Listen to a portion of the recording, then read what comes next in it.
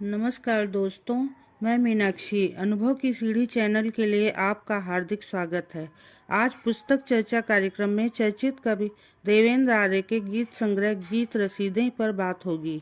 इस गीत संग्रह पर मुझे दिल्ली के वरिष्ठ गीत चिंतक डॉक्टर भारतेंदु मिश्र जी की टिप्पणी मिली है। वो कहते हैं, देवेंद्र आर्य की कविताएं हमारे खुरदुरे समय की नोक और धार को समझकर लिखी गई हैं। जीवन का यथार्थ, मनुष्यता और राजनीति सभी प्रसंग देवेंद्र आर्य के गीत रसीदे शीर्षक इस कविता संग्रह में हमें देखने को मिलते हैं। एक गीत का अंश देखें। पतझड़ के प्रेम पत्र, दोपहर की डाक, सावन के इंद्रधनुष शब्दों की फाक, शाम की तलैया में एक किरण हिलती है। कवि को जीवन के अनेक प्रसंगों में सौंदर्य की जो विलक्षण अनुभूति होती है वह एक तरफ है, लेकिन उसे जो शब्दों की फांक का बोध होता है वह अन्यतम है। हमारे समय की विसंगति यही है कि हमने शाब्दिक अभिव्यक्ति को भी खरबूजे की कई टुकड़ों में बांट दिया है। ये गीत है, नवगीत है या प्रगीत है, इससे कोई फर्क नहीं पड़ता। वास्तव में देवेंद्र आर्य के ये गीत कविताई के श्रेष्ठ मूल्य से भरे पूरे हैं, ऐसा मेरा मानना है। भाई देवेंद्र आर्य जी को गीत रसीदे के लिए हार्दिक शुभकामनाएं। भारतेंदु मिश्र। पुस्तक के फ्लैप पर प्रकाशित वरिष्ठ साहित्यकार और पत्रकार सुभाष राय जी की टिप्पणी पढ़ रही हूँ। देवेंद्र आर्य छंदों में छंदों के पार की हंसी भर देने की उत्कंठा से गीत लिखते हैं, गजल कहते हैं। उनकी यह वेदना उचित ही है कि खो गया क्यों गीत का संयम, गद्य होते जा रहे हैं हम। गद्य होना बुरा नहीं है, लेकिन गद्य को कविता कहना कैसे तर्कसंगत हो सकता है। गीत भी उतने ही सम्मान्य है जितनी नई कविता। जरूरी बात यह है कि वहाँ कविता हो। देवेंद्र जी ने दोनों शिल्प अपनाए हैं, नई कविता का शिल्प भी और गीत और गजल का शिल्प भी। दोनों में ही वे एक समर्थ कवि की तरह हमें आश्वस्त करते हैं। सुभाष राय। इसी क्रम एक और टिप्पणी वरिष्ठ नवगीतकार जगदीश पंकज जी की महत्वपूर्ण है, जो इस प्रकार है। हिंदी में ऐसे अनेक रचनाकार हैं जिन्होंने कविता की विभिन्न शैलियों में रचनाएं की हैं तथा सभी में सफलता पाई है। इन रचनाकारों के लिए विचार अथवा कथ्य की प्रमुखता है, जिसे किसी भी सुग्राह्य शैली में व्यक्त किया जा सकता है। देवेंद्र आर्य ऐसे ही रचनाकार हैं जिन्होंने एक प्रतिबद्ध साहित्यकार के रूप में गीत, गजल, नई कविता आदि से चलकर युग सापेक्ष सृजन करते हुए अपना साहित्यिक स्थान बनाया है। संग्रह के गीत हर व्यक्ति को कहीं न कहीं स्पर्श करते हैं, यही लेखन की सार्थकता है। आशा है ये रचनाएं सुभिज्ञ पाठकों को आकर्षित करेंगी। जगदीश पंकज। और अंत में इस पुस्तक से 3 गीत पाठकों के लिए प्रस्तुत हैं। पहला शीर्षक है राग फिर सुरीला हो।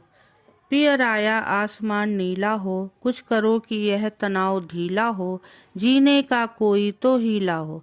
चाहे कुछ जोड़ो या फिर चाहे कुछ तोड़ो, जो कुछ भी कहा सुना हमने तुमने छोड़ो। कुछ करो कि रुखर मौसम फिर से गीला हो। बंद बंद आँखों से साफ साफ दिखता है, गांठ का नहीं यह तो धड़कन का रिश्ता है। फिर आखिर क्यों यह मन स्वार्थी हठीला हो। कमोबेश अपनी भी कुछ तो गलती होगी, खुद की कथकनी करनी भी तो खलती होगी। कुछ करो कि एक बार राग फिर सुरीला हो, घर में भी बाहर सा हर समय तने रहना, मन की बातें दफ्तर की भाषा में कहना, रख रखाव ऐसा भी क्या जो पथरीला हो। कुछ करो कि यह तनाव ढीला हो।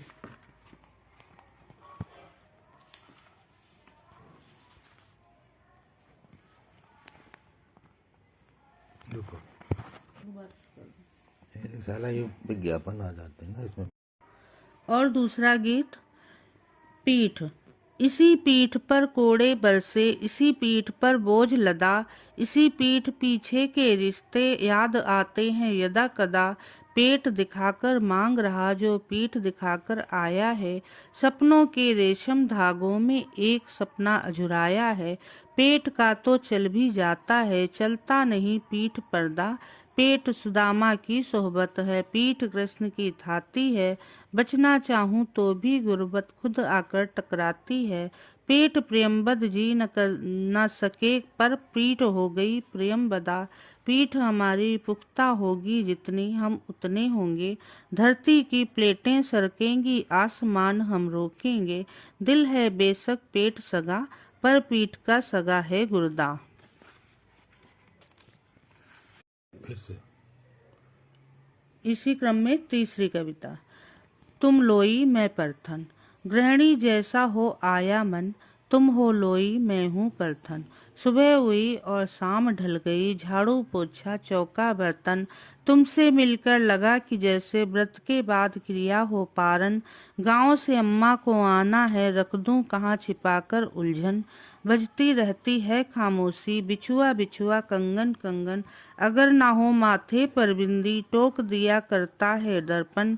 प्यार एक पर्दा है जिसके पीछे बेपर्दा है अनबन। एक बार कोशिश तो कर लो, कच्ची थी शायद वह तुरपन। दोस्तों, पुस्तक चर्चा कार्यक्रम आपको कैसा लगता है?